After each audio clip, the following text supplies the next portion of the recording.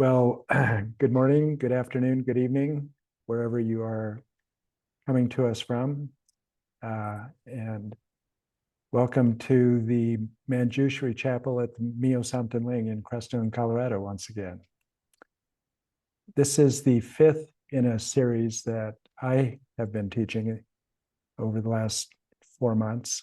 And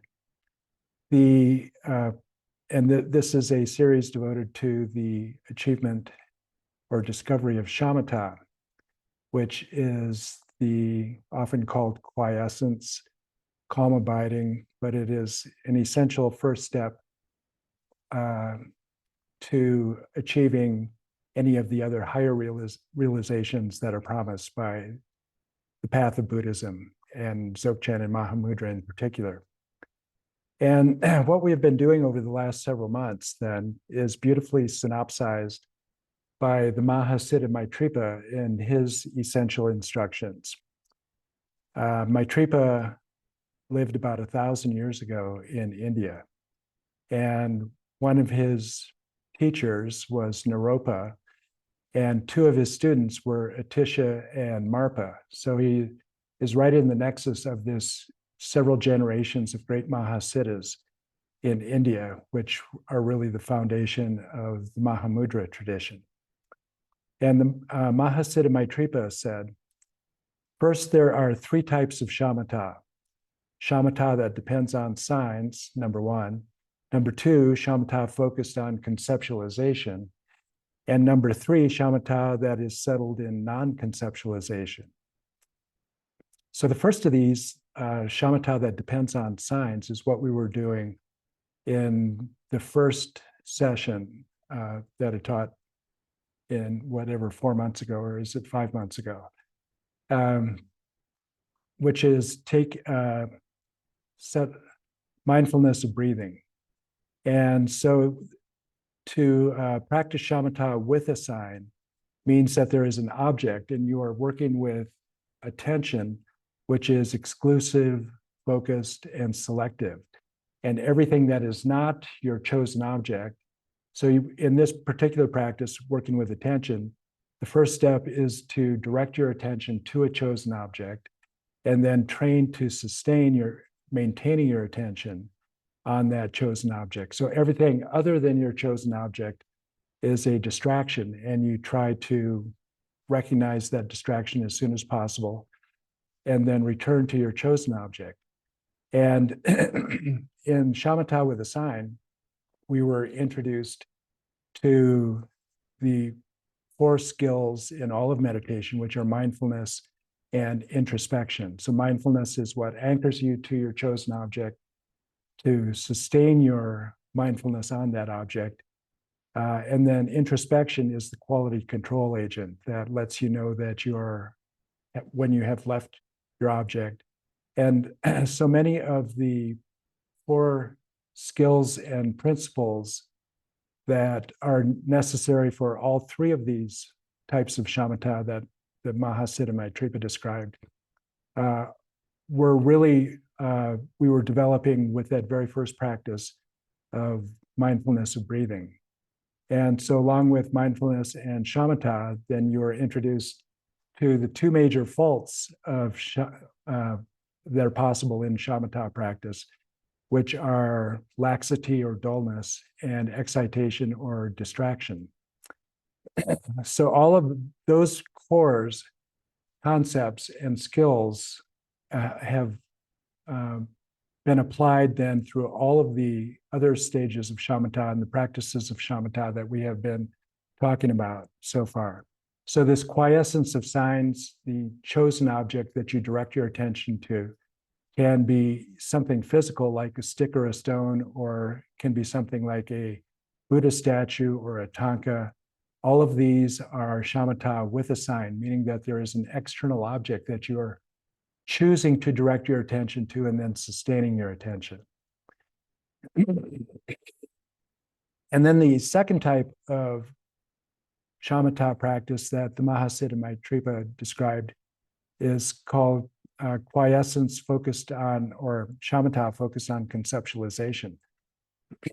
So this was the practice that we went into last month, which is taking the mind as the path. And so the thoughts that arise in your mind are no longer distractions, but these are actually what you are using to train your stillness with, the ever-changing parade of mental appearances.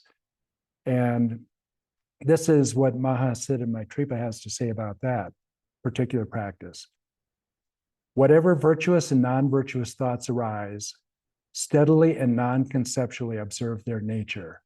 So that was the core and key principle when you're working with the mind, actually, and all the appearances within the space of the mind that arise, is that you are, whatever the thoughts are, virtuous or non-virtuous, just observe their nature non-conceptually. And he continues, by so doing, they are calmed and non-grasping. Awareness vividly arises, clear and empty, with no object of grasping. And it is sustained in the nature of self-liberation in which it recognizes itself. Again, direct the mind to whatever thoughts arise, and without acceptance or rejection, you will recognize your own nature. So this is the key that for that particular practice, but one that we're going to apply again today in the practice of being settled in non-conceptualization, or shamatha without a sign, so that whatever mental appearances arise, images, memories, thoughts of the future, whatever, you don't grasp onto them. And it's interesting in his pith advice here, how non-grasping or freedom from grasping is mentioned over and over again. So the key to doing that practice of taking the mind as the path is to maintain the stillness of your awareness while you are aware of the ever-changing parade or the movement of mental appearances that are arising in the space of the mind. And when you do that, when you practice this radical impartiality, not preferring that a thought stay or that it go, then the mind begins to calm naturally. Like a jar of dirty water that has been shaken and agitated, it is so turbid perhaps that you can't even see through it. But if you just set it aside and let it rest, then the impurities will naturally settle out, and you'll be left with clear water. And that clear water would be the recognizing your own nature. That awareness recognizes its own nature then, which is spontaneously and naturally pure. And then so 2 months ago then, we did the practice of the Dzogchen approach to taking mind as the path. And so that is something of a hybrid, this Dzogchen practice of taking the mind as the path, because you are not working with attention there. We really use that practice to introduce ourselves to awareness. So meditating with awareness rather than selective, exclusive, focused attention. So awareness is global and open and is able to perceive and to know multiple things or objects at once, and sees the relationship between these different appearances, and is able to be, when it's resting, spacious and open. So this is what the Mahasiddha Maitripa had to say about this shamatha without a sign. Let the mind, like a cloudless sky, be clear, empty, and evenly devoid of grasping, again, and settle it in utter vacuity.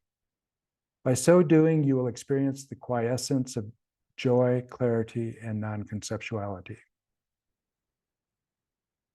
So this fifth instruction is to take the non-grasping that you learned with taking the mind as the path, to use that and employ that now when there are no appearances whatsoever.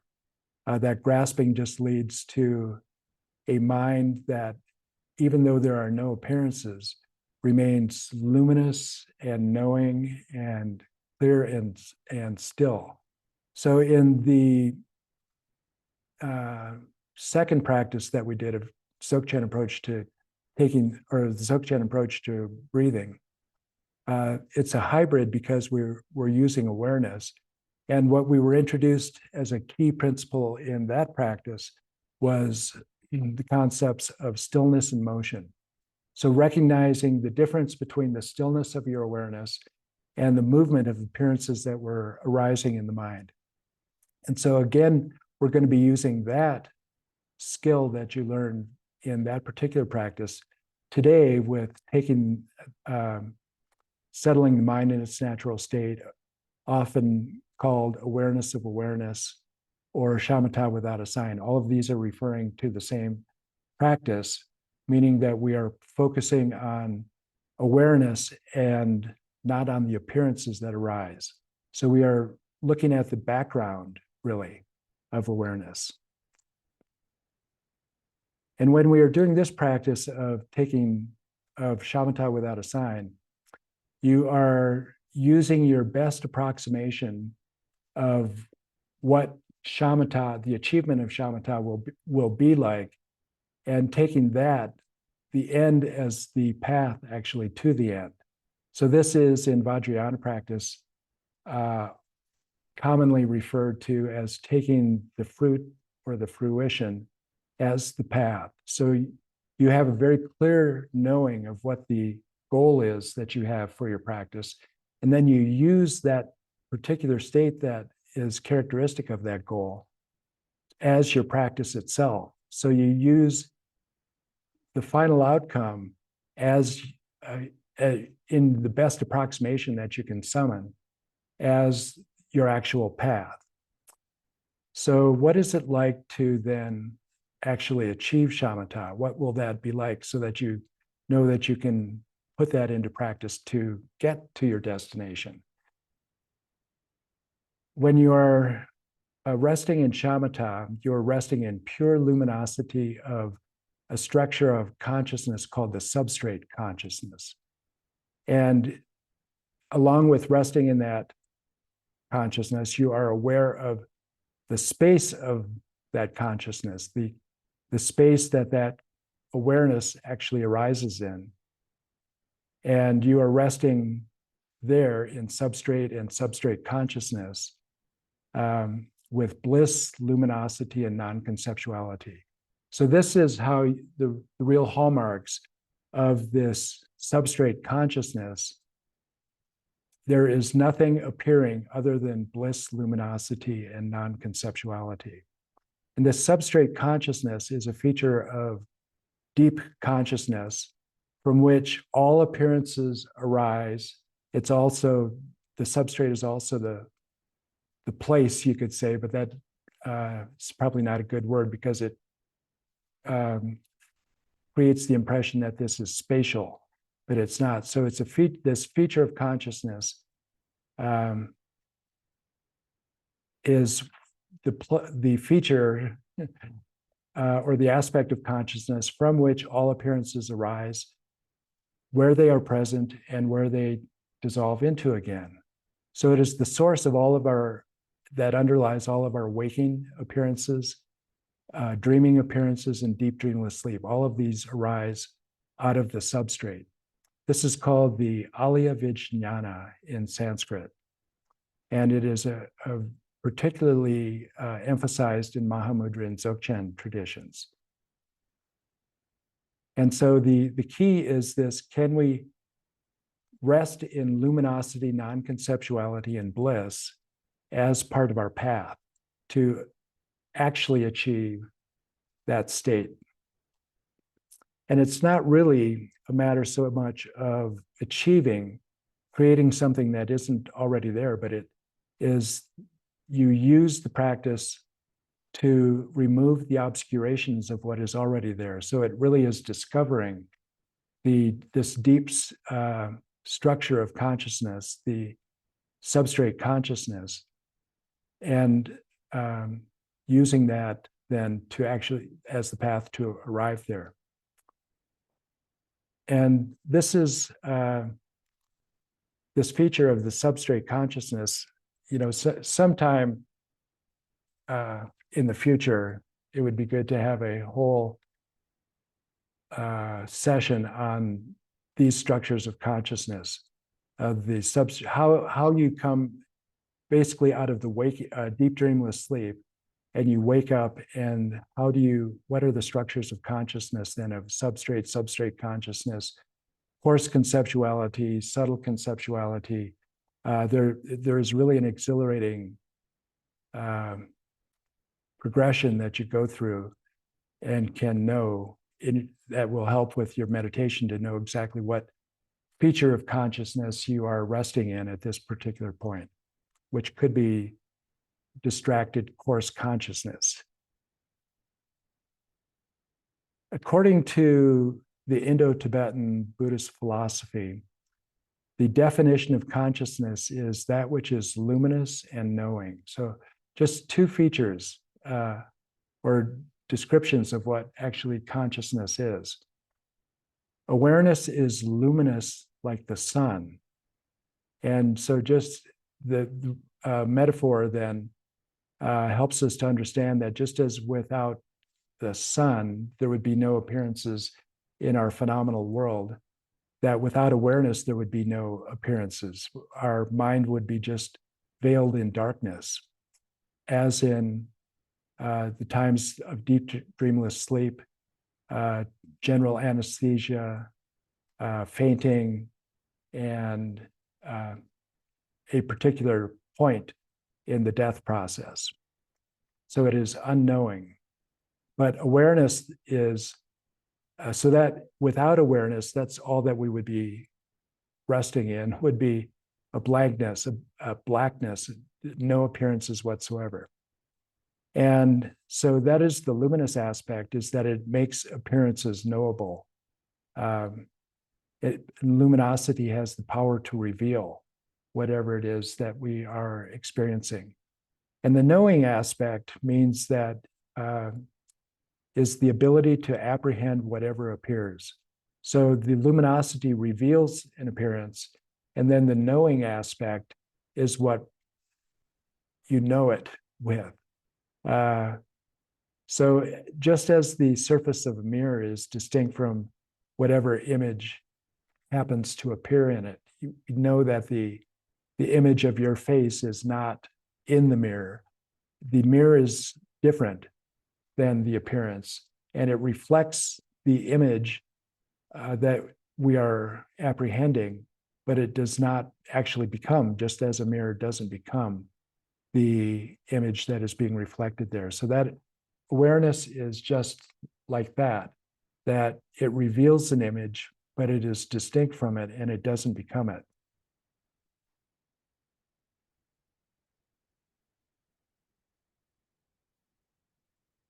And it's very important in this tradition to recognize that when we are doing this practice of awareness, we are not trying to do something new or something that we're not familiar with already. In fact, this practice is really resting in whatever is left over when you stop doing everything else.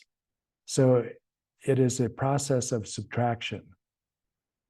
And so we can't say that we can't do this because we are doing it all the time. The luminosity of our waking state consciousness is illuminating appearances, meaning that it is revealing them. And then it is knowing this appearance, which can be very conceptual, knowing it to be a particular thing with a word defining it, a history that we know it by in our own experience, etc. So it is luminous and knowing this awareness.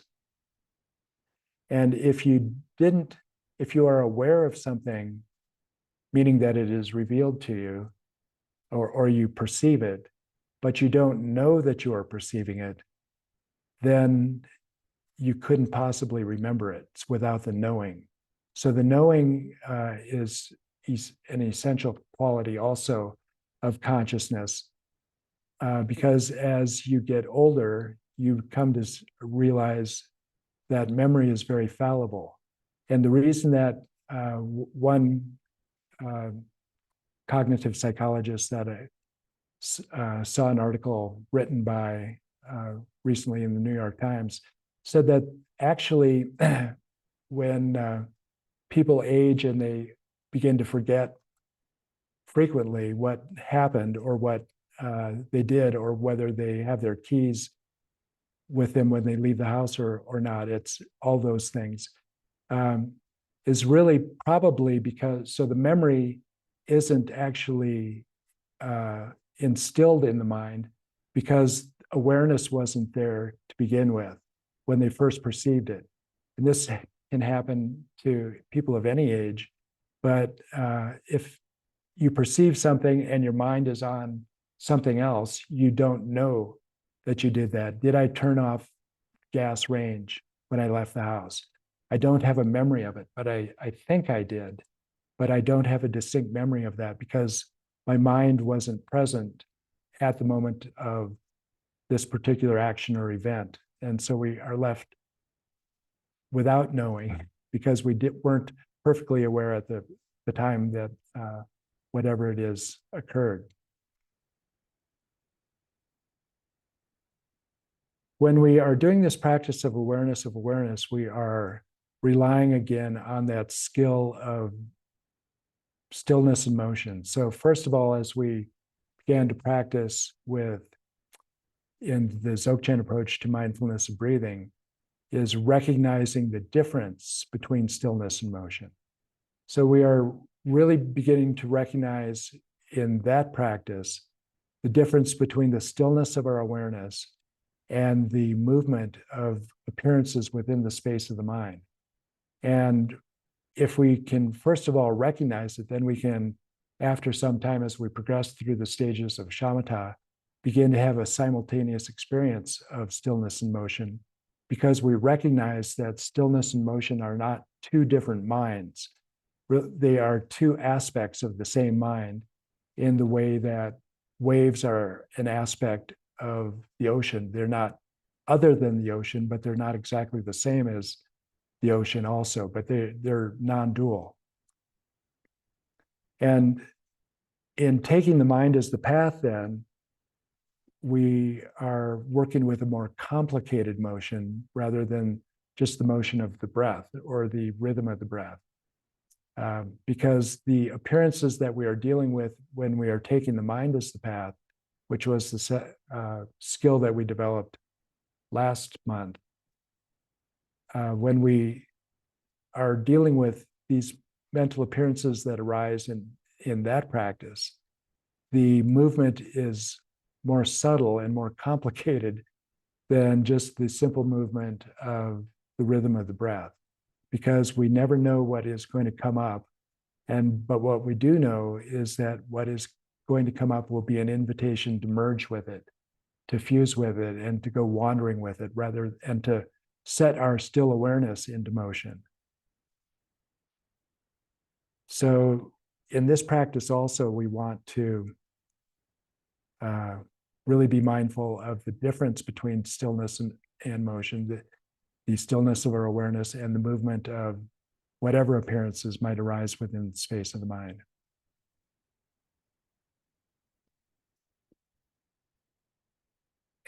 And so again, the Mahasiddha Maitripa said, when we are dealing with these mental appearances, whatever virtuous and non-virtuous thoughts arise, steadily and non-conceptually observe their nature. So we have this witnessing distance between awareness and the appearances that arise. And then, but this is really the key here, pith advice. If we are able to do that, he says, by so doing, they are calmed in non-grasping. So the appearances and the insistence of the appearances and just the flood of appearances that fill our conscious awareness all day long, if we are able to just rest with that stillness of awareness, they are calmed in non-grasping, and awareness vividly arises, clear and empty, with no object of grasping. So that is exactly the state that we want to be doing this practice, the shamatha without a sign, in a vivid awareness, clear and empty. And as you rest in non-grasping to appearances without accepting their invitation to dance, this knowing awareness rather than the objects of awareness are what come to dominate your experience. And the turbulent flow of appearances is calmed. So this is the key to making progress in shamatha, is to, because of non-grasping, allow appearances to self-release. And as you rest and appearances arise and they dissolve without grasping, then the flow of these appearances and the sheer torrent of appearances, as if you're standing under a waterfall, will begin to be quelled and calmed. In this text, the Royal Seal of Mahamudra, that Lama Karma or Drupala Lama Karma is teaching now for the next, continuing for another 4 months, it's stated that there are 3 types of, or progression of 3 types of shamatha.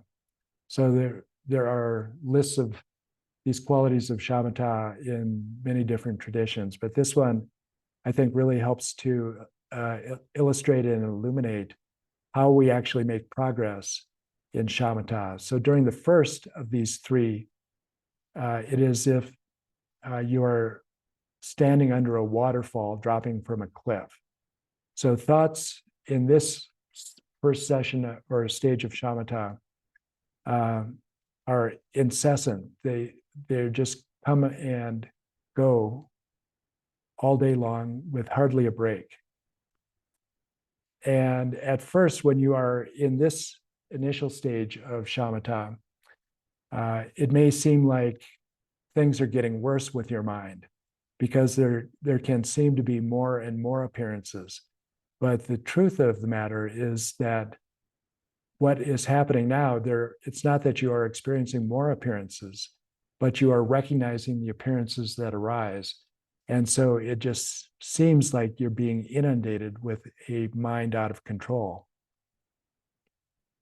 But it's simply because there's no awareness, and the thoughts just slip away as they wish. And they are always moving, but you don't recognize them as appearances or thoughts. You just become them. So that is the first stage. It seems like there are more thoughts proliferating, and it's as if you're standing under a waterfall. The second stage, then, if we follow the advice of Mahasiddha Maitripa, and we are just resting without grasping, this non-grasping then leads to the second stage, which is described as being like the gentle flow of a major river. So there is a current there, but it is not as turbulent, I guess you could say, as the first stage of being like a waterfall with a incessant flow. And the advice in Royal Seal of Mahamudra during the second stage is, by simply not allowing mindfulness to wander, at some point the previous large number of thoughts vanishes, and the periods of resting in non-thought are longer.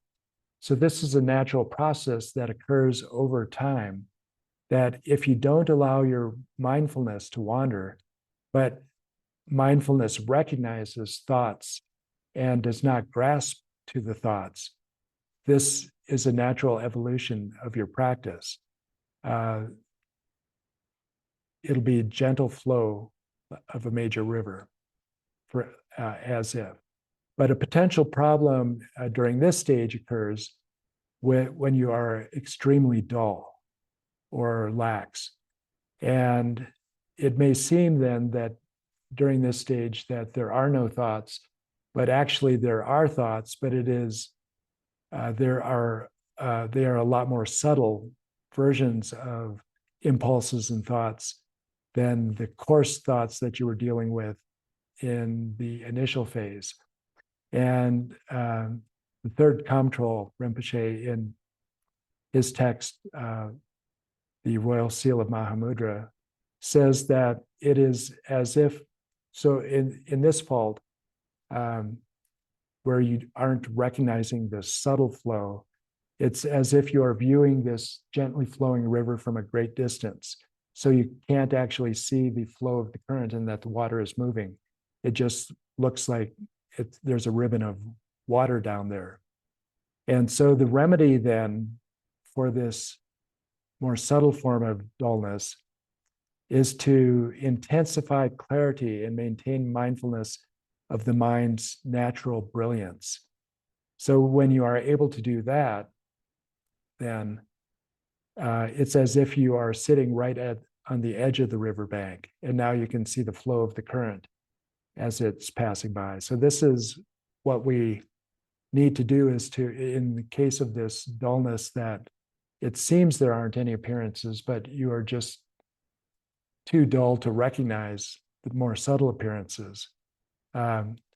It's the clarity, and being mindful of the mind's natural brilliance. That is the antidote here. And when we are able to do that, then the third stillness is called like the calm ocean. So it's as if the flowing river has finally entered the deep sea, and there are, in this case, then all subtle and coarse thought is stopped. And you rest peacefully in brilliant stillness with while mindfulness maintains the continuity of the experience. So what we are becoming aware of here in this third stillness, like the calm ocean, is the stillness of our awareness, and there are no thoughts whatsoever. But then the question is, if there are no thoughts at all, can we maintain the brilliance, our knowing the brilliance of the natural state of the mind when there are no appearances at all? And when you really achieve this, like the calm ocean, it's really like being at the bottom of the ocean, where far below the surface, where the waves are occurring. And cognizance is still and abides stably. So this experience of shamatha being focused on non-conceptualization is so important, and you can really begin to see what's at stake here in this comment from Gyatro Rinpoche in text that Lama Allen translated with the title of Spacious Path to Freedom. So Gyatro Rinpoche said, "Enlightenment is nothing other than the nature of your own mind. Do not look elsewhere.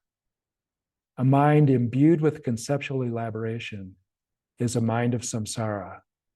A mind free of conceptual elaboration is liberated. The very nature of mind itself is primordially, intrinsically free from conceptual elaboration. Consequently, when we abide in that state, we are abiding in the essential nature of the mind. That is nirvana." So you can see that the flow of the shamatha practice leads to this state of non-conceptuality, which is a precursor, or certainly a taste or a foretaste of the non-conceptuality of nirvana. And so as we move through the stages of shamatha with these different practices that we have been introduced to over the months, we are entering that state of non-conceptuality, and we'll be resting in the state of luminosity, non-conceptuality, and bliss as a taste of nirvana. And to do this practice requires a deep and very subtle form of relaxation. And again, this is the beauty of this whole progression of meditations, because in the very beginning, we focused on, or one of the preliminaries of the practice of taking the mind as or breath meditation, mindfulness breathing, was settling the body, speech, and mind in their natural states. And so this is so critical if we're going to do this practice that of shamatha without a sign, this very subtle but deep relaxation is absolutely necessary. And in Dujam Lingpa's text, The Vajra Essence, he advises to do this practice. Motionlessly relax your body in whatever way is comfortable, like an unthinking corpse in eternal ground. So that's settling the body in its natural state. You're as relaxed as a corpse in eternal ground. Let your voice be silent like the lute with its strings cut.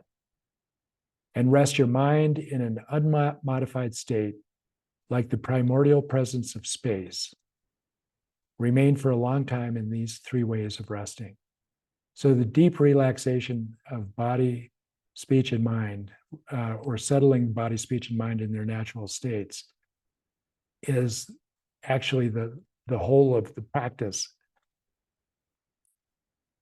And Gangteng Tuku Rinpoche, who as part of his commentary on a empowerment that he did for a number of us in Santa Barbara several years ago, said that this practice is so simple, you don't believe that this is it. It seems like when you get to the culminating phase of shamatha, that everything should be a lot more complicated, but actually by releasing and releasing and releasing, the practice just reveals itself to you. So he said that it is so simple, you don't believe this is it.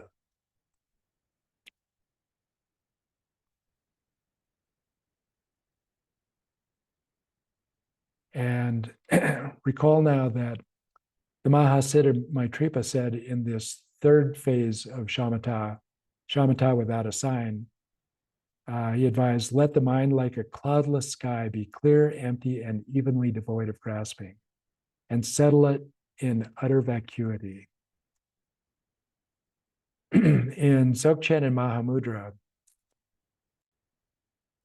this comparison of the nature of the mind and sky or space comes up a lot.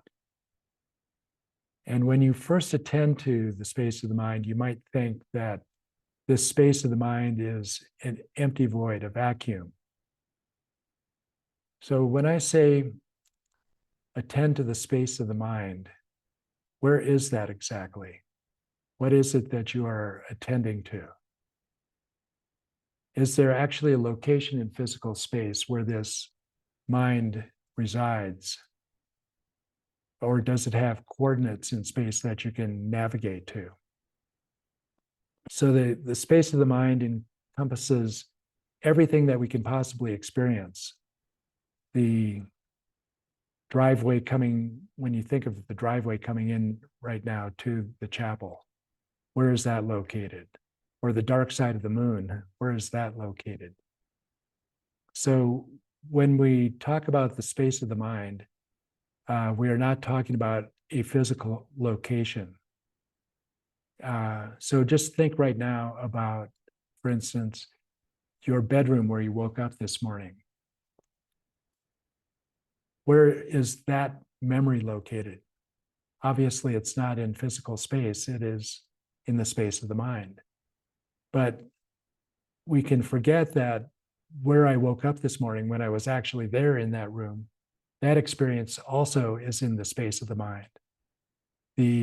Everything that we can possibly experience and know is occurring to us in the space of the mind, which is not in physical space, but physical space and the space of the mind are coextensive, meaning that everything that I could possibly experience of physical space actually is the space of the mind.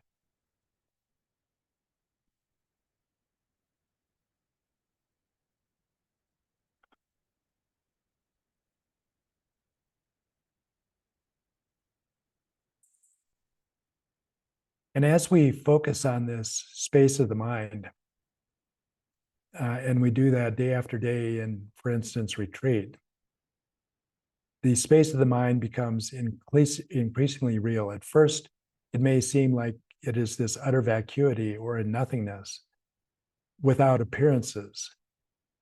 But as we begin to rest in this space of the mind, it becomes very, very real to us. And it eventually may become like the clear blue sky. When you, at first, that could seem like a nothingness feature, no features of clouds or lightning or rainbows. But as we become more and more aware of this space of the mind through our practice, this space of the mind may become more real, actually, than the ephemeral appearances that arise in it. And just as the sky, the empty blue sky, is the most durable feature of the sky, and the temporary phenomena that arise there just come and go, and you can tune into the blue empty sky as the true experience of the sky.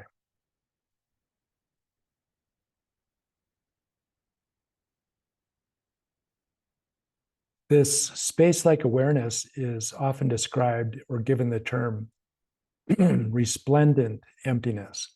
And that is a feature of Dzogchen and Mahamudra in particular, that emptiness is not just a sheer absence, but that this emptiness actually has a powerful and very present quality, and that is the luminosity.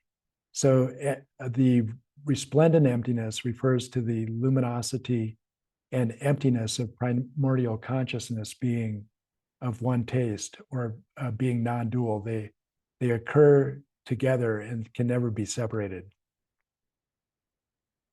So the paradox in this resplendent emptiness is that emptiness is not a nothingness, but emptiness is full and is the ground from which all appearances of that can possibly arise in our experience come from this awareness. And this awareness illuminates like the sun, as I mentioned. And you can really begin to grasp this when you do this simple thought experiment. Just imagine that you are in deep space, and space so vast that there's nothing, no planets, no stars, right in your immediate area. And imagine that the sun is behind you, and you're looking out into deep space. So what do you see with the sun behind you? It would be empty. Because there is nothing for the light of the sun to be reflected back to you from. But because there are no appearances, does that mean that there is nothing there? What you're getting is the billions and billions or trillions of photons per nanosecond from the sun is filling this empty space, but there are no appearances because there's nothing there, no appearances to reflect the luminosity. So this is the challenge for us as we are looking into the deep space of our mind. Can we be aware of this intense energy of the mind, even when there are no appearances present in this space of the mind?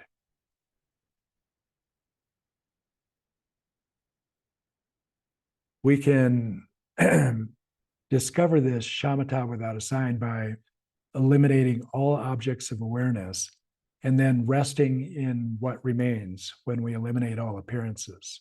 That is what the progression of this three types of shamatha is all about. That when we are doing this culminating practice of awareness, that we just rest in what remains with no appearances.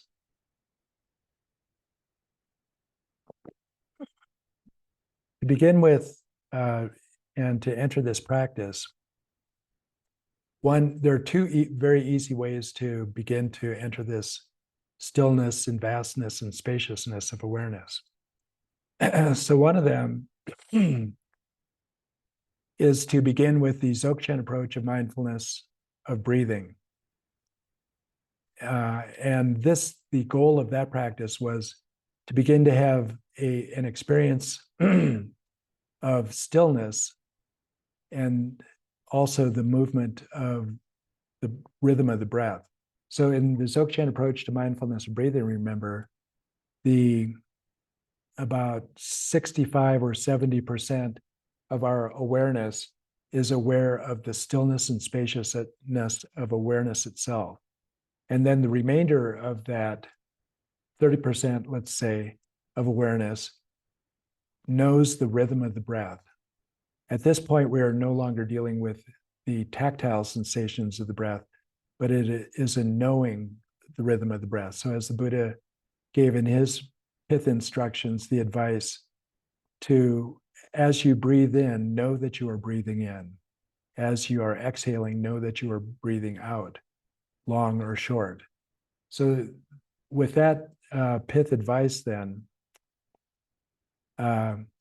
we are simultaneously aware of the stillness of awareness, stillness and spaciousness of awareness, and then having a peripheral awareness of the rhythm of the breath. So once we settle into that flow of awareness and movement, then all we have to do is really to eliminate the peripheral awareness of the breath and then just rest in what we have already become comfortable with, which is the still spacious awareness. So that's one way that you can just enter this practice of no appearances and still spacious awareness. And another technique that we can use to enter this awareness with no appearances is to, during our practice of taking the mind as the path, which we did last month, to notice that as we are present with the arising of mental appearances and the stillness of awareness, knowing these appearances, the sheer volume of these appearances to the mind is going to naturally decrease. And we will find then more and more commonly a gap between the dissolving of one appearance and the arising of the next appearance. So that gap, when that occurs, because in the practice of taking the mind as the path, the object of mindfulness is the space of the mind and the appearances that arise in that space. So when there is a gap between appearances and there is no appearance present at this particular moment, then you still have something to be aware of, which is the awareness of that gap. Even though there's no appearance, there's luminosity and cognizance.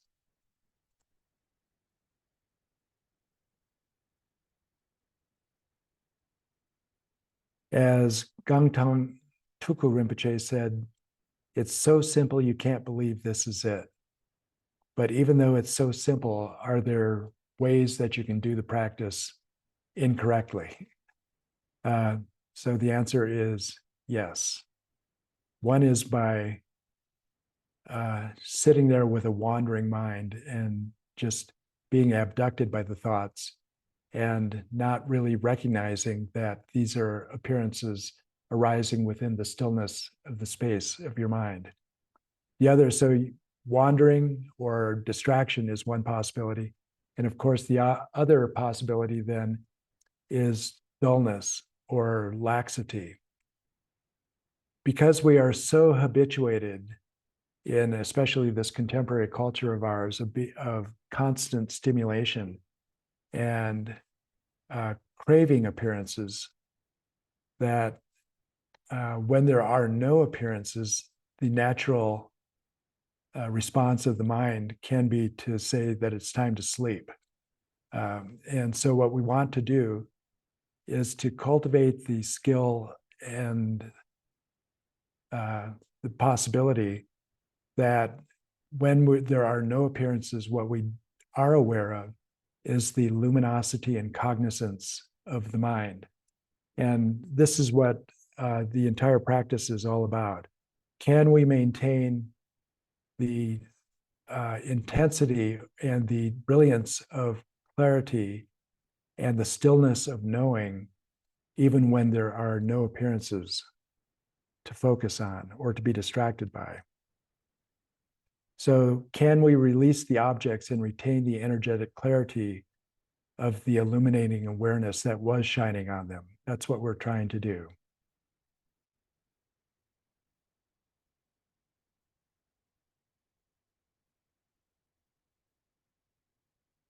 Throughout all of the practices that we've been doing so far, mindfulness of breathing, Dzogchen approach to mindfulness of breathing, and taking the mind as the path, we have been dealing with more and more subtle manifestations of objects. And one of the consistent themes is that we have been developing a more powerful and more stable mindfulness and introspection to overcome the two basic faults of laxity and excitation. So it's the same theme here, that we have to be able to deploy antidotes to to laxity and dullness when they arise in this very still, spacious awareness of ours, even when there are no objects. And so in this case, what Padmasambhava recommends in natural liberation as a way to overcome the dullness and excitation that can creep into this practice where there are no appearances, is a technique that Lama Allen calls the Padmasambhava oscillation. So this is Padmasambhava's advice to this practice. Now, alternately sharply focus your attention, wholly concentrating it without wavering, and then gently release it, evenly resting it in openness. Again, concentrate and again release. In that way, meditate with alternating focus and release.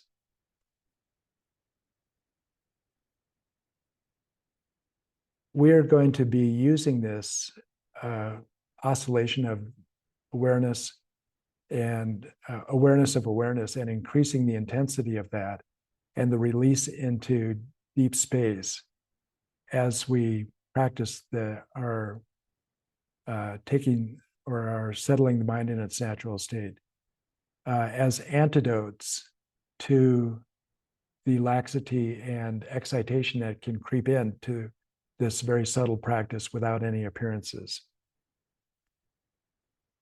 So the way to do that is on the inhalation to accent the luminosity of awareness so that we are invigorating on the inhalation.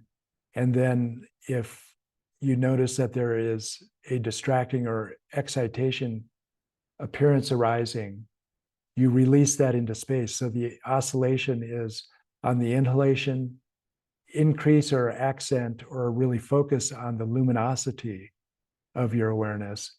And then on the exhalation, release any appearance that has arisen in your mind into deep sleep or into deep space. And one other piece of advice coming from Yangtang Rinpoche is that whenever we're resting in this stillness of awareness with no appearances, and the job of introspection is to alert you to the fact that an appearance has arisen or is about to arise. And so we're trying to maintain this acuity of our vigilance so that we recognize the appearance in the instant that it arises rather than after it has arisen. And Yangtang Rinpoche's advice to this is that we must recognize appearances as soon as they arise. And he describes this awareness as being like, or the introspective awareness, as being like noticing a thief at the window of your house. So if you are able to notice the appearance, the presence of the thief at one of your windows, the thief will naturally withdraw because he knows that he's been discovered, and he'll flee back into the darkness. So this is what we want to be able to do with have our introspection so keenly present, because all there is that it has to be aware of is the movement of appearances and the appearance, the arising of an appearance. So as soon as we recognize it, then one thing that you probably will notice and probably have noticed from the beginning with working with mindfulness and breathing, that when your mind has gone wandering, the instant that you recognize that your mind has wandered, the wandering appearance just vanishes. And so this is the power of recognition, or of your mindfulness being maintaining a continuity of the stillness and spaciousness of awareness. And then as soon as a mental appearance arises in this still awareness, your introspection is going to alert you to that fact. And then you release the appearance into space where it naturally self-releases.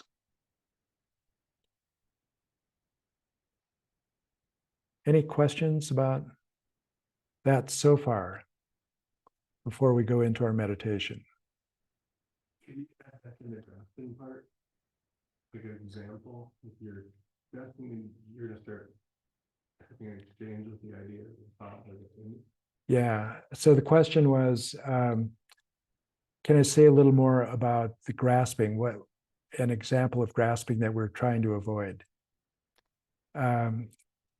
So the pith advice for the meditation practice of shamatha so far is to, or that we saw in an earlier practice, was to practice without distraction and without grasping. So the distraction is usually of a mental appearance as something external, so a memory of the past or the future, or a thought of the future, something like that, that takes us wandering. So that is the distraction. And then the grasping in this context is described as the subjective aspect of distraction, in a sense, that the primary grasping is grasping to a self.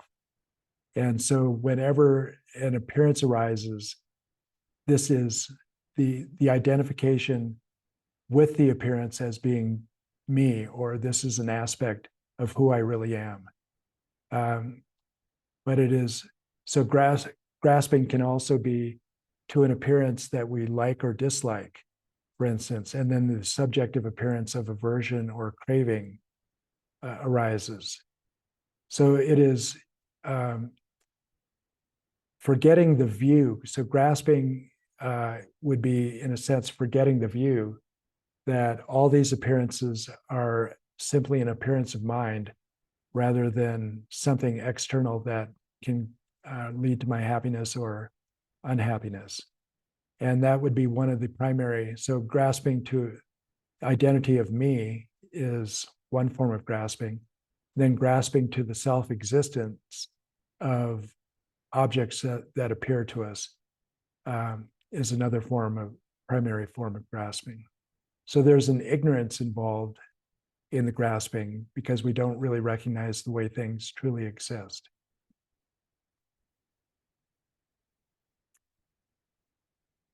Any other questions at this moment? Well, let's go into meditation then. So find a comfortable position. This will be a 24-minute session.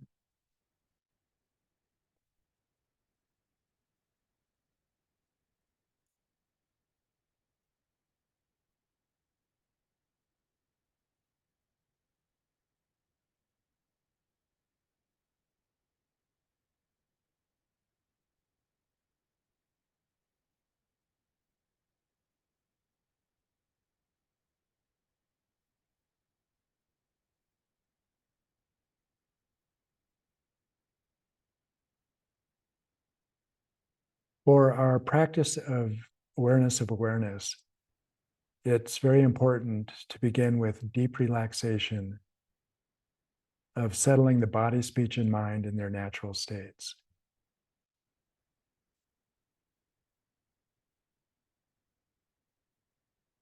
The natural state of the body is relaxed, still, and vigilant.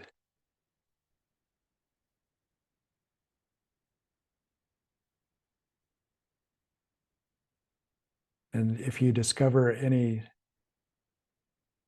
points of tension or of pain, even in your body,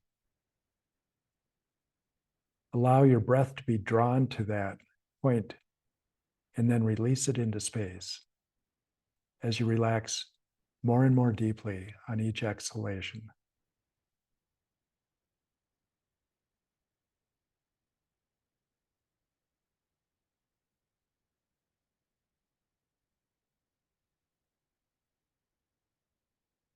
You need to relax the body so that your mind can feel an existential sense of ease.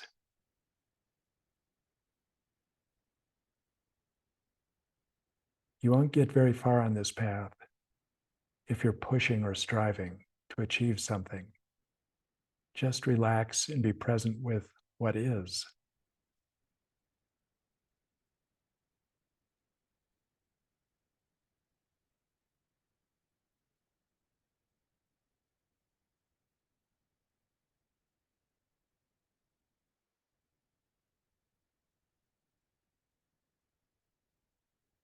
This physical relaxation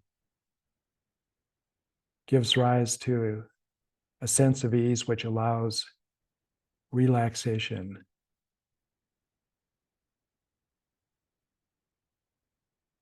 And that relaxation enables you to have the courage to release grasping of all kinds. Grasping to the future, grasping to the past or the present, who you are, and clinging to appearances as some sort of proof of who you are.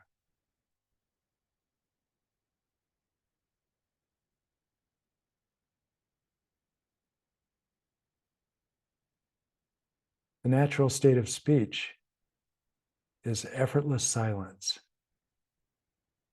which means not just talking, but the mental chatter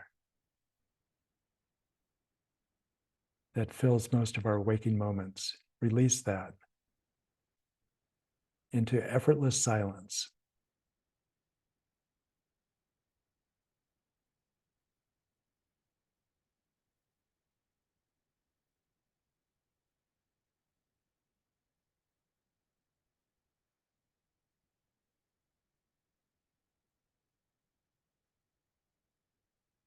Let your awareness be as still as space and your body as still as a mountain.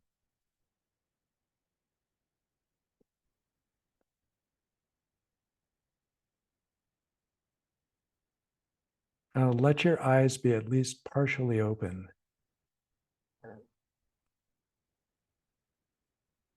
So that you can perceive the space in front of you.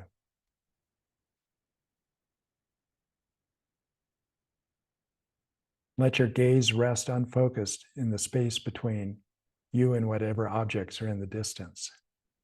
Just let your gaze land somewhere in the space between.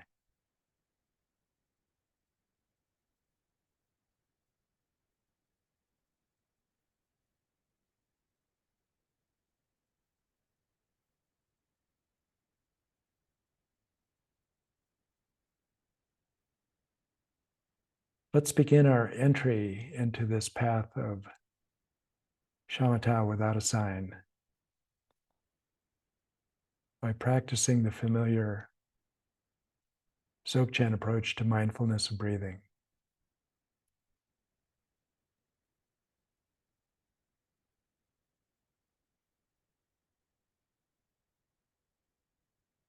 Know the difference between stillness and motion.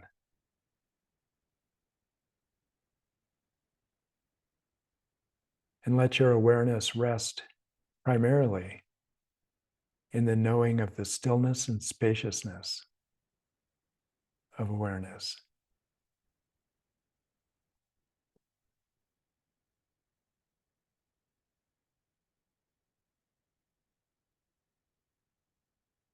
But let your peripheral awareness, say another 30%,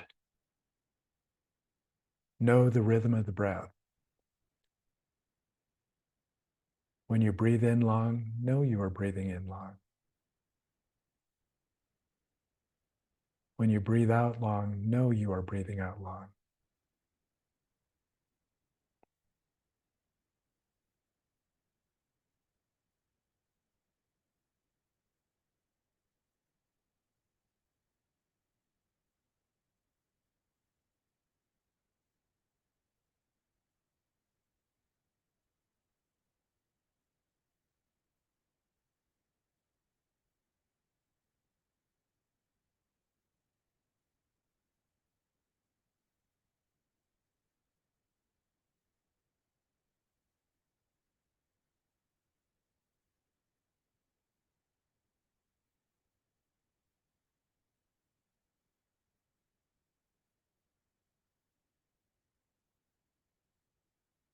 Now release the peripheral awareness of the rhythm of the breath and simply rest in the stillness of your lucid, clear, and discerning awareness.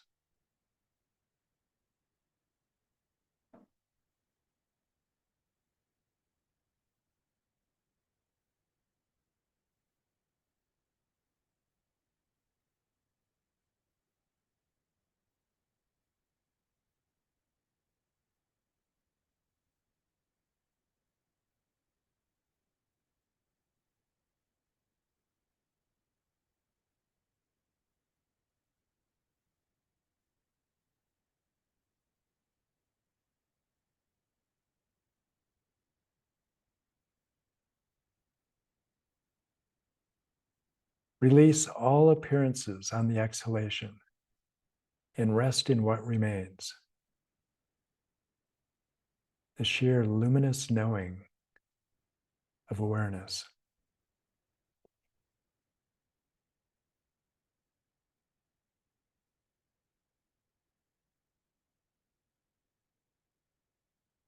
As soon as an appearance arises, recognize that it has arisen and release it into space on the exhalation. So all that remains to your knowing is the knowing of luminous cognizance.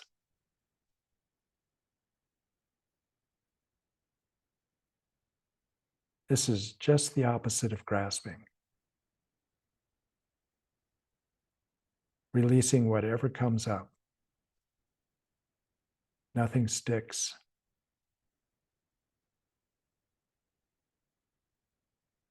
This is a Teflon-like awareness.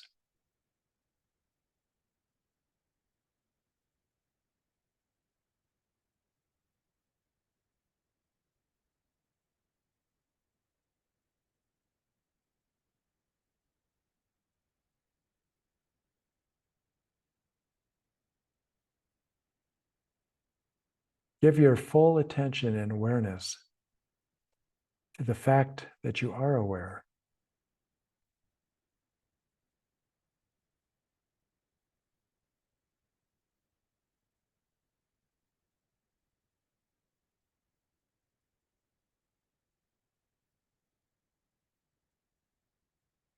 This experience of knowing that you are aware may be the most certain knowledge that you can have. There's no doubting that you are aware.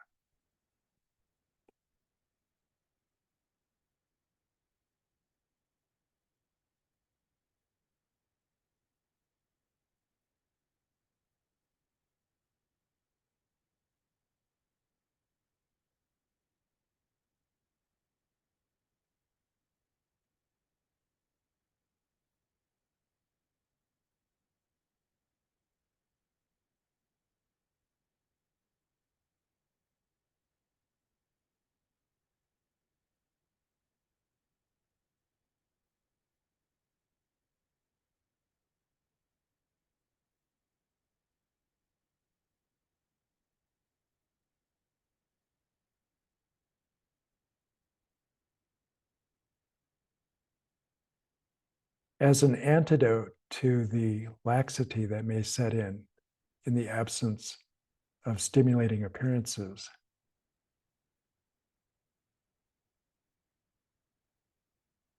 With each inhalation, really accent the luminosity of your awareness, the brilliance of knowing.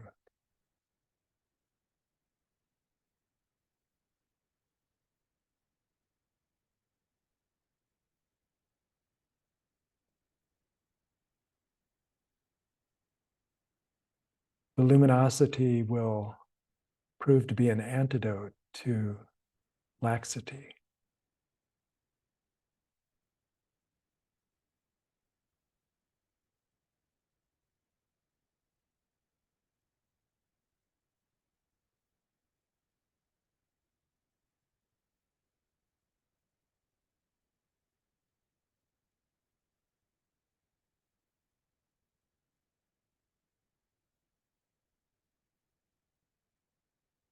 In the absence of appearances, the one thing that you know is that you are aware.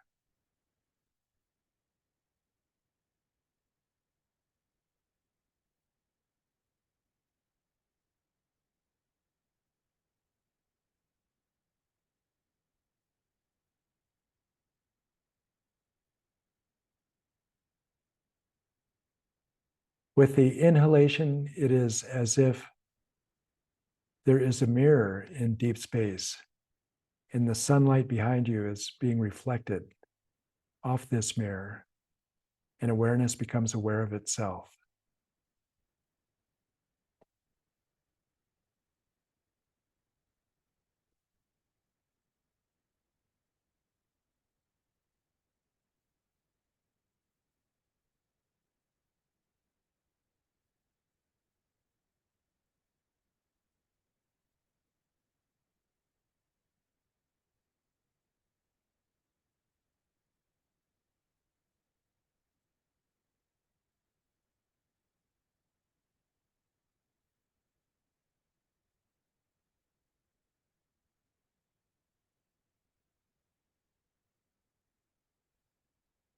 When thoughts or images or memories arise in this still awareness, release the appearance on the exhalation into space.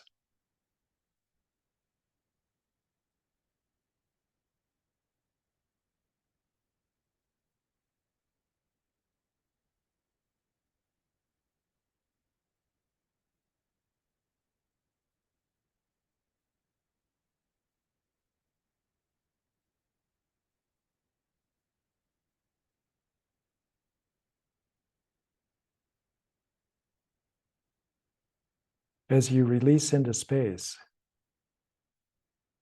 it is as if you are traveling through empty space with the sun behind you, and there's nothing to reflect it. There is an emptiness of appearance.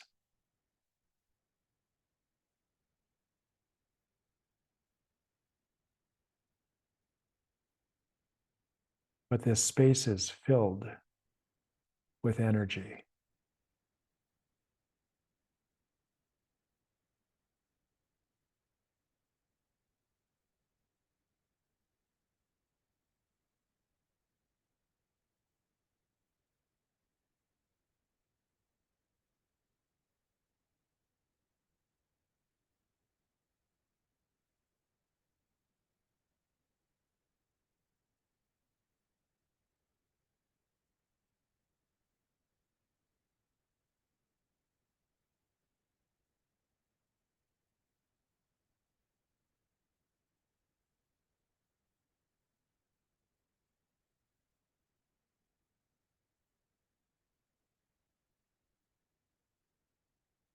Let your mindfulness sustain the continuity of awareness.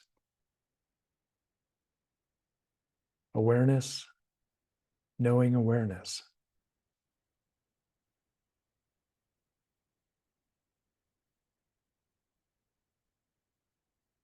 And let your introspection recognize any appearances to the mind as if they are a thief at the window, and release them into space on the exhalation.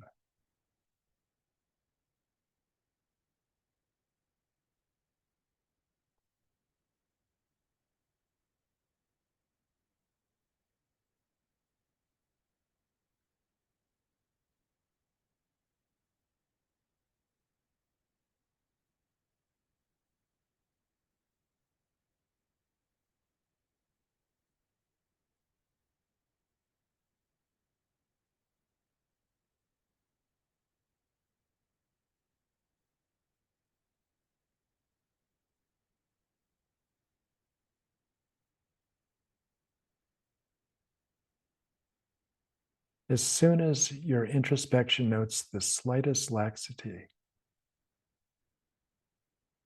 an absence of vividness, or being spaced out, invigorate awareness by arousing the luminosity of your awareness on the inhalation.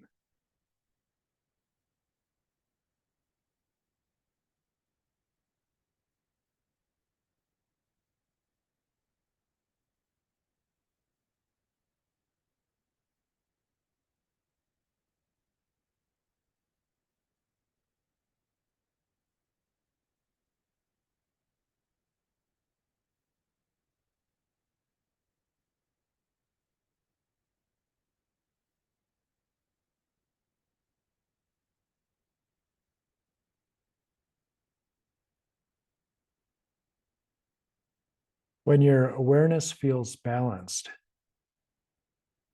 so that as you release your awareness into space, you retain the luminous knowing.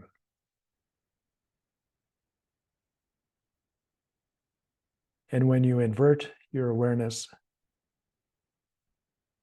on the luminosity, that it retains this spacious quality. When you arrive at that balance, then just rest in this resplendent emptiness.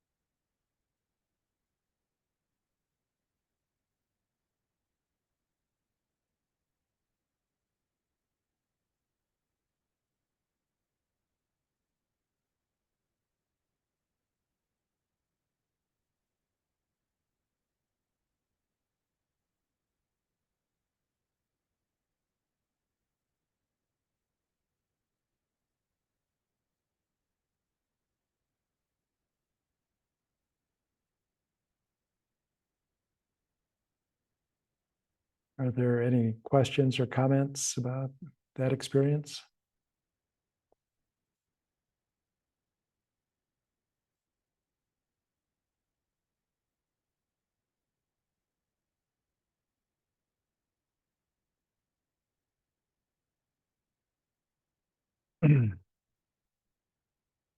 See the laxity thing coming. Yeah, You know, it's like also just goes off and see it. yeah, It seems like I should deal with, it's like when you're driving in a car, you know you can't go, yeah. right? But, I don't know. So Corwin's comment is that he can't see the laxity coming, and that it is you can nod off, or your head can snap forward, come back to awareness, but you can't see it coming. So the this is one of the values of being able to see an appearance as soon as it arises, because there usually is a progression of an absence of vividness, which is really what laxity is. And then that progresses into a sinking feeling, which true dullness. So the advice of Lama Tsongkhapa is to recognize the two faults, either excitation or dullness, even before they arise. And if you can't do that, which is sometimes it's like the camel sticking his nose into a tent. You want to recognize that the hair of the camel's nose is in the tent, and then the nostrils are in the tent. And if you don't recognize the nose of the camel, and the camel gets its forelegs in the tent, then the tent is coming down. And so that's really the key, is to recognize the awareness while it is still nascent or incipient,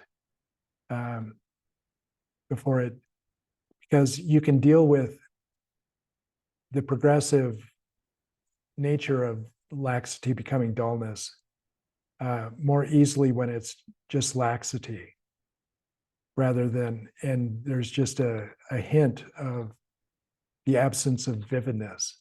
So recognize what vividness feels like, recognize what the absence of vividness feels like, and then you can apply a minor antidote to the incipient or the just newly formed laxity, such as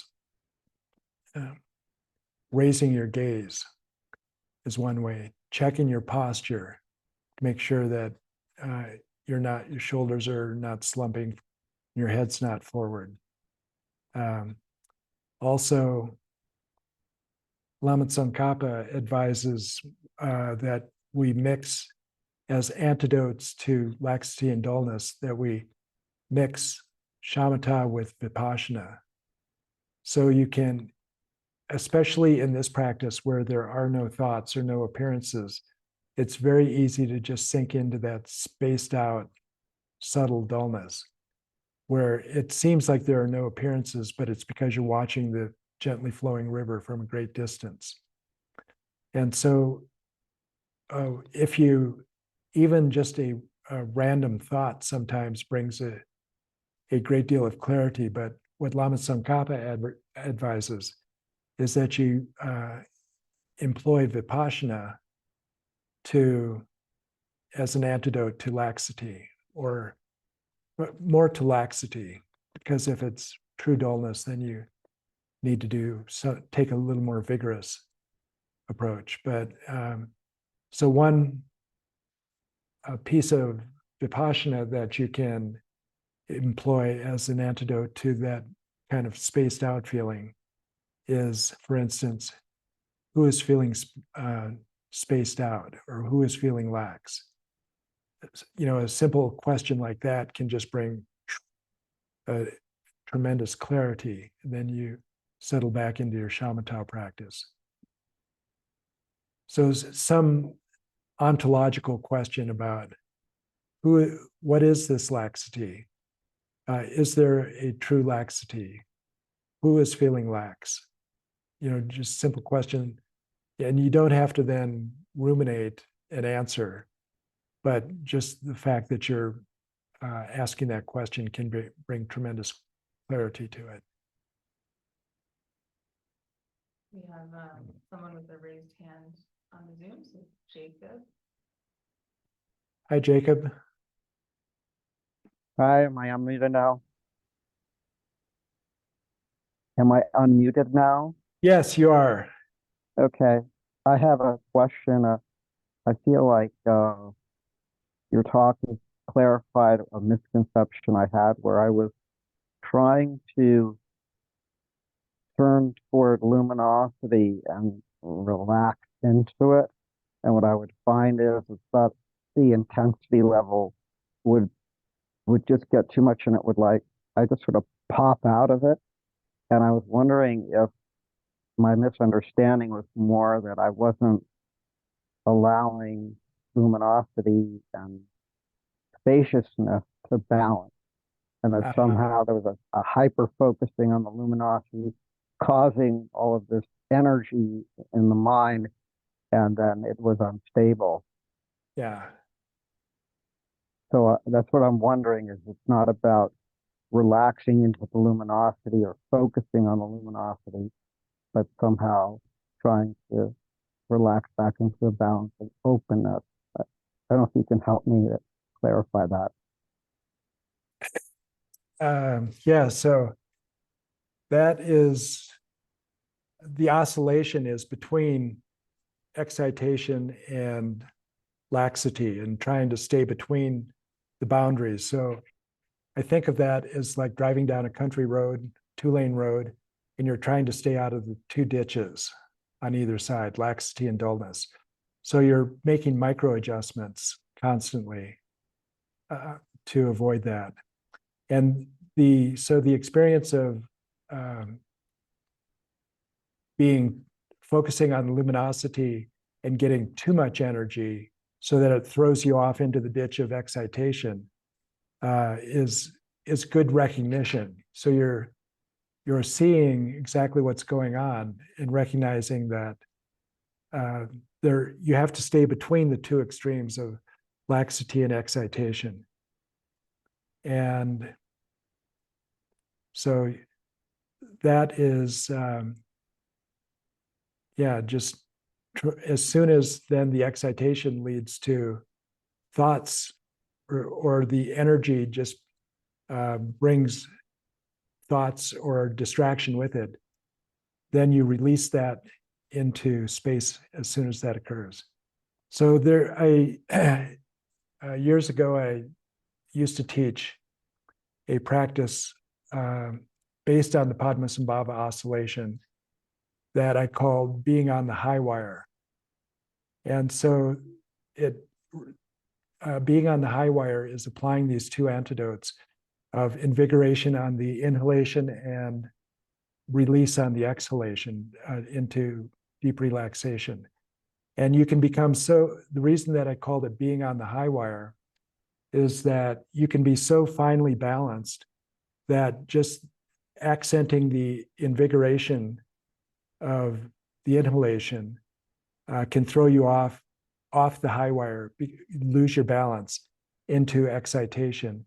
And so immediately you have to apply the other antidote of releasing and relaxation. And the thing about being on the high wire is that your balance is so fine that a slight invigoration or a slight relaxation can throw you off, and so that you fall off the wire. So if it feels like one way of, I think the value of that And so I came to this thought about the high wire actually while I was in Vancouver after teaching these sessions of the Padmasambhava oscillation, and being on a narrow seawall and walking on the seawall and noticing how the feeling, you're not going to be spaced out or thinking about tomorrow when you're on the seawall, and because there's too much at stake. So it feels like if you have this feeling that my whole balanced mind is at stake while you're invigorating, and recognize that, whoa, too much over to the left, time to release, that I think that feeling of intensity of that I've got a lot at stake here, that I have to maintain my balance or it could be catastrophic, can really invigorate your mindfulness. But yeah, good recognition anyway, that is exactly what's happening to you. That's really helpful to help me to understand how to balance that too, because I was really skewed off into focusing on the luminosity in my meditation. So thank you very much. You're very welcome, Jacob. We have one question in the chat from Marina, which is grasping related or the same as reification, as Mama Allen always mentioned? Yes. So I think everyone heard the question, right? Okay. So Lama Allen has emphasized that. So I guess could start by saying that grasping is a mental affliction. And so what you're grasping to is something external. And so Lama Allen, let's see. Oh, yeah. So Lama Allen has said that a prerequisite for any mental affliction is reification. So the reification means that you are giving something or attributing a concrete existence to something that is abstract in nature. And so let's just talk about the three primary mental afflictions of craving, aversion, and ignorance. And so the ignorance, not knowing the true nature of something, of an appearance, leads to the reification, meaning that you are seeing it as a metaphysical realist, really, that this thing that you're craving or that you are perceiving as external to you, you really want, and you think it will be a cause of your happiness. So the reification is seeing it as something external rather than as just an appearance within the space of the mind. And if you are able to maintain the view that this is an appearance arising in the space of the mind, you will realize that it can't possibly be a cause of your happiness because it is only an appearance within your mind. And so I would say, yes, that grasping to something as being me or mine, or grasping to an identity, always requires reification first.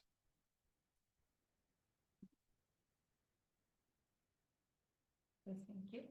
I think that's all the questions we have from the Zoom. Great. Well, as one final comment then,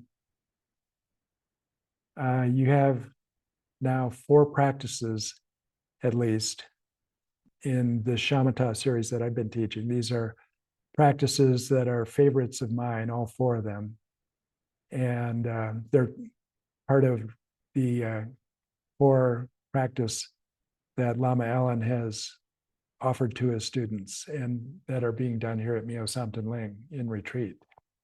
So which of these 4 meditations, mindfulness of breathing, Dzogchen approach to mindfulness of breathing, taking the mind as the path, or awareness of awareness, which of these should you be doing? Well, there is a flow to the practice.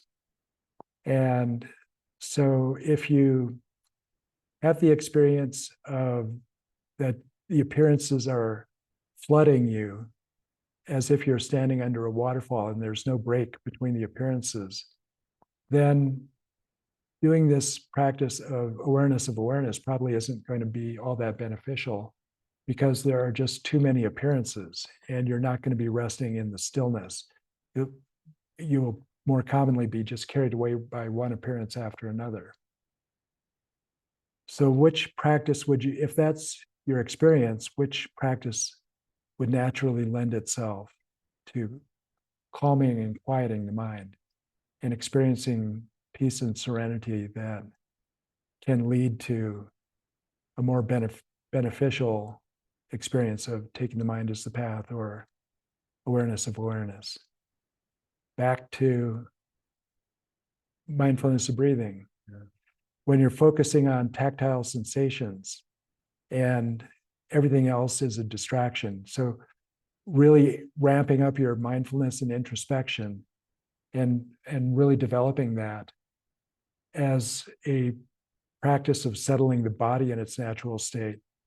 Lama Allen, in the last year, especially in the 2-month retreat last spring, a year ago, was really emphasizing in these preliminary practices of settling the body, speech, and mind in their natural states, that you probably shouldn't try to settle the speech in its natural state, or I'm sorry, you shouldn't try taking the mind as the path until you have settled the speech in its natural state, which is natural stillness or silence, and meaning that the chatter has been subdued in a sense. So so that is the first of the 3 types of shamatha, being like standing under a waterfall. And then once your experience becomes more like a gently flowing river, then you can benefit from really focusing on the difference between stillness and motion, of the taking the mind as the path. And then at that point, you are more still than distracted when you're in that stage of the gently flowing river. So you've got a lot of space. So then you could really move into awareness of awareness as a practice more beneficially. So you really need to first of all, begin to quiet the mind, and so that the frequency of these intrusive appearances is less and less insistent, and less, not the total experience of your meditation. But when you've got more space, then you can move on to these others. So it's exactly like the question of what is the best gear on your bicycle? It really depends on the terrain, whether you're going uphill or downhill, or how settled your mind is. So I hope these 4 practices and our discussion of these 4 practices inspires you to see the whole gamut of practices in the path of shamatha, and that you can employ ones that you're naturally drawn to, where you recognize your center of gravity, where that's at, and which of these 4 is going to help you develop the relaxation, stillness, and vividness that it really characterizes shamatha, and that all of these practices are going to benefit you in the post-meditative state, so that you're naturally, because of your view of emptiness and experience of calmness and serenity, the obscurations to shamatha will naturally be dissolved, and that you can rest in the natural luminosity, stillness, and clarity of substrate consciousness. So I hope that you will, until we meet again, that you will be able to beneficially employ these practices, and that one of the keys to really enjoying your practice is that it begins to work. And just like yoga, it can work very quickly. You can feel the benefits, and that will power your experience and practice. So I will be taking a couple of months off very soon to go into retreat. And so Courtney has some other things in mind for the next few sessions, at least, of our Ghatika series. So thank you for attending online. Thank you for coming out here in Crestone, and we'll see you another time soon. And all the best with your practice.